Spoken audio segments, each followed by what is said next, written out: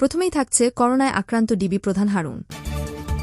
এরপর থাকছে প্রফেসর ইউনুস কি কারাগারে যাওয়ার অপেক্ষায়, এই নিয়ে প্রতিবেদনে থাকছে বিস্তারিত। আরও থাকছে নির্বাচন, আন্দোলন এবং দল ও দলের শীর্ষ নেতাদের নিয়ে সরকার ও আওয়ামী লীগের নানা অপপ্রচার রোধে সরব হচ্ছে বিএনপি। এবার থাকছে ফের বাড়ছে বিদ্যুতের দাম। সর্বশেষ থাকছে আগামী সপ্তাহের মধ্যেই গাজায় যুদ্ধবিরতি ঘোষণা বাইডেনের। শুনলেন শিরোনাম, এবার বিস্তারিত। পুরো খবরটি দেখতে সাথেই থাকুন। ঢাকা মহানগর পুলিশের ডিএমপি অতিরিক্ত কমিশনার গোয়েন্দা মোহাম্মদ হারুন অর রশিদ করোনা আক্রান্ত হয়েছেন। সোমবার রাতে এ তথ্য নিশ্চিত করেছেন ডিবির কর্মকর্তারা। সামাজিক যোগাযোগ মাধ্যম ফেসবুক পেজে গোয়েন্দা পুলিশের প্রধান মোহাম্মদ হারুন অর রশিদ জানান, হঠাৎ করে করোনা আক্রান্ত হলাম, সুস্থতার জন্য দোয়া চাই। ডিবি সূত্র জানায়, তিনি আজকেও ব্যাডমিন্টন খেলেছেন।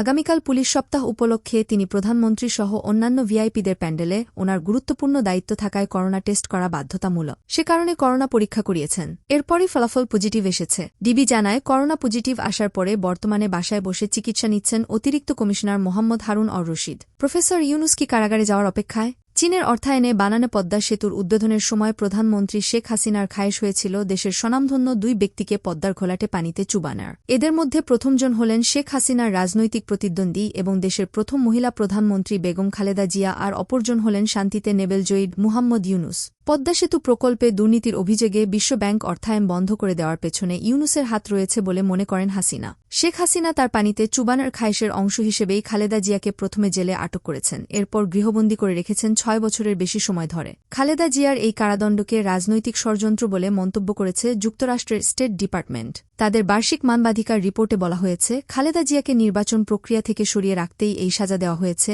এবার শেখ হাসিনার জন্য সময় এসেছে প্রফেসর ইউনুসকে পানিতে চুবানার খায়েশ পূরণ করার। সেই খায়েশ পূরণ করতে সব রাষ্ট্রযন্ত্রকে ব্যবহার করে ইউনুসকে হয়রানি এবং ভীতি প্রদর্শন করা হচ্ছে। এই আশঙ্কাটা একেবারে যৌক্তিক, কারণ খালেদা জিয়াকে জেলে বন্দী করার আগে একই কৌশল অবলম্বন করা হয়েছিল। সম্প্রতি জার্মান ভিত্তিক সাপ্তাহিক ম্যাগাজিন সাইট অনলাইনকে দেওয়া সাক্ষাৎকারে ইউনুস বলেছেন, আমি বাংলাদেশ ছেড়ে যাব না। নিজ দেশে ভয়াবহ রকমের শঙ্কার কথা প্রকাশ করে তিনি বলেন, তারা আমাকে জেলে বন্দী করতে পারে। ক্ষুদ্র ঋণ এবং সামাজিক ব্যবসার পরিচিতির জন্য সকলের কাছে পরিচিত ৮৩ বছরের এই অর্থনীতিবিদ নিজের হয়রানির ঘটনার কথা স্মরণ করে ওই সাক্ষাৎকারে বলেন, কিছু লোক নিজেদের তার প্রতিষ্ঠিত গ্রামীণ ব্যাংকের লোক হিসেবে পরিচয় দিয়ে এখন অন্যান্য প্রতিষ্ঠান দখল করে নিতে চাচ্ছে। আক্ষেপ প্রকাশ করে ড ইউনুস বলেন, সারা জীবন যেসব প্রতিষ্ঠান গড়ে তুলেছেন সেগুলো এখন আক্রমণের শিকার এবং প্রতিদিন হয়রানি বাড়ছে। ১৩ ফেব্রুয়ারি এক সংবাদ সম্মেলনে ইউনুস বলেন, সরকারের ইন্ধনে ঢাকার গ্রামীণ টেলিকম ভবনে তার প্রতিষ্ঠিত ৮টি প্রতিষ্ঠান জোরপূর্বক দখলের চেষ্টা চলছে। তিনি বলেন, তার প্রতিষ্ঠানসমূহে তালা ঝুলিয়ে দিয়েছিল দখলকারীরা। এ বিষয়ে পুলিশের সহায়তা চাওয়া হলে তারা কোনো সহযোগিতা করেনি। ইউনুসের অপরাধ কি? শ্রম আইন লঙ্ঘনের দায়ে ইউনুসকে ৬ মাসের জেল দিয়েছে বাংলাদেশের একটি আদালত। গ্রামীণ টেলিকমের কর্মীদের কল্যাণ ফান্ড গঠনে ব্যর্থ হবার দায়ে তাকে এই সাজা দিয়েছে আদালত। আদালতের এই রায়ের ন্যায্যতার দিকে ইঙ্গিত করে ভারতের নোবেল বিজয়ী অমর্ত্য সেনের বন্ধু প্রফেসর রেহমান সোবহান লিখেছেন, গণতান্ত্রিক এবং আইনি প্রতিষ্ঠানগুলোকে বড় ধরনের আক্রমণের অংশ হিসাবে বছরের পর বছর ধরে আদালতকে হাতিয়ার হিসেবে ব্যবহার করা হচ্ছে। বৈশ্বিক প্রতিক্রিয়া। ইউনুসের প্রতি এই আক্রমণাত্মক আচরণ নিয়ে জাতিসংঘের মহাসচিব অবগত কিনা সে প্রসঙ্গে গত ১৫ ফেব্রুয়ারি প্রশ্ন করা হয় তার মুখপাত্র স্টিফেন ডুজারিককে। জবাবে তিনি বলেন, বিষয়টি সম্পর্কে আমরা যথেষ্ট অবগত রয়েছি। আমাকে পুনরাবৃত্তি করে বলতেই হয়, বছরের পর বছর ধরে জাতিসংঘের একজন গুরুত্বপূর্ণ অংশীদার হিসেবে কাজ করে যাচ্ছেন ইউনুস। ডুজারিক বলেন, তিনি জাতিসংঘের আনুষ্ঠানিক এবং অনানুষ্ঠানিক বিভিন্ন কর্মসূচিতে দূত হিসেবে ভূমিকা রেখে যাচ্ছেন। ইউনুসকে কেন্দ্র করে বাংলাদেশে যে সকল ঘটনা ঘটছে তা আমাদের চরমভাবে উদ্বিগ্ন করে তুলছে। ইউনুসের ওপর অব্যাহত হয়রানির বিরুদ্ধে সতর্ক সুরে একইভাবে উদ্বেগ জানিয়েছে স্টেট ডিপার্টমেন্ট। স্টেট ডিপার্টমেন্টের প্রধান মুখপাত্র ম্যাথিউ মিলার বলেন, আমরা অন্যান্য আন্তর্জাতিক পর্যবেক্ষকদের সাথে উদ্বিগ্ন যে এই মামলাগুলি ইউনুসকে হয়রানি ও ভীতি প্রদর্শনের জন্য বাংলাদেশের শ্রম আইনের অপব্যবহার হতে পারে। তিনি বলেন, আমরা উদ্বিগ্ন যে শ্রম এবং দুর্নীতিবিরোধী আইনের এই অপব্যবহার আইনের শাসনকে বাধাগ্রস্ত করার সাথে সাথে ভবিষ্যতে সরাসরি বিদেশি বিনিয়োগকেও বাধাগ্রস্ত করতে পারে। বিচার প্রক্রিয়া চলমান থাকায় আমরা ইউনুসের জন্য একটি ন্যায্য ও স্বচ্ছ আইনি প্রক্রিয়া নিশ্চিত করতে বাংলাদেশ সরকারের প্রতি আহ্বান জানাচ্ছি। ইউনুসকে টার্গেট করে অবিচার করা হচ্ছে, একথা উল্লেখ করে একের পর এক উন্মুক্ত চিঠি লিখেছেন বিশ্ব নেতারা। চিঠিতে তারা আন্তর্জাতিক গোষ্ঠীর উদ্বেগ এবং ন্যায়বিচারের আহ্বান তুলে ধরেছেন। সর্বশেষ জানুয়ারি মাসের শেষ দিকে ইউনুসের বিরুদ্ধে অব্যাহত বিচারিক হয়রানি এবং জেলে বন্দী করার আশঙ্কা নিয়ে গভীর উদ্বেগ জানিয়ে চিঠি লিখেছেন ১২৫ নোবেল বিজয়ী সহ ২৪২ বিশ্ব নেতা। অন্যদিকে ইউনুসের বিরুদ্ধে অব্যাহত বিচারিক হয়রানি বন্ধ করার আহ্বান জানিয়ে হাসিনাকে চিঠি পাঠিয়েছেন যুক্তরাষ্ট্রের ২ দলের ১২ সিনেটর। বিগত এক দশকে ইউনুসের বিরুদ্ধে ১০০টিরও বেশি বানাট মামলা, বিচার প্রক্রিয়ায় অনিয়ম এবং ফৌজদারি মামলার অপব্যবহার নিয়ে নিজেদের উদ্বেগের কথা কথা চিঠিতে তুলে ধরেছেন সিনেটররা। Yunus can target? বিগত কয়েক বছর ধরে প্রফেসর ইউনুসের বিরুদ্ধে চরম প্রতিহিংসাপরায়ণ হয়ে উঠেছেন হাসিনা। তিনি ইউনুসকে রক্তচোষা, সুদখর এবং বিভিন্ন কুটুবাক্যে আক্রমণ করে যাচ্ছেন।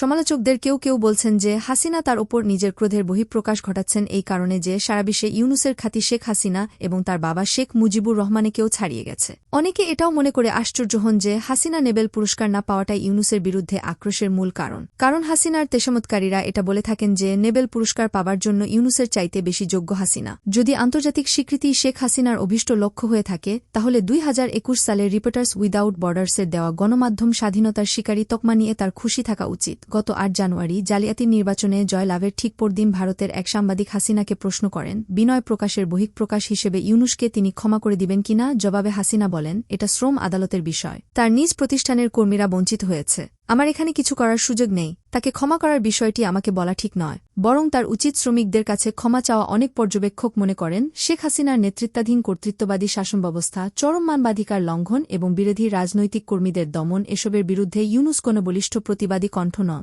বাংলাদেশে গণতন্ত্রের অনুপস্থিতিতে কেন সোচ্চার হচ্ছেন না? ডয়চে ভেলে বাংলার এমন প্রশ্নের জবাবে ইউনুস জানান, সরকারের অপ্রত্যাশিত আচরণ এড়াতেই তিনি এমনটা করেছেন। এদিকে বিতর্কিত কারাদণ্ডের পর গণতন্ত্র এবং মানবাধিকারের পক্ষে কথা বলতে দেখা যায় ইউনুসকে।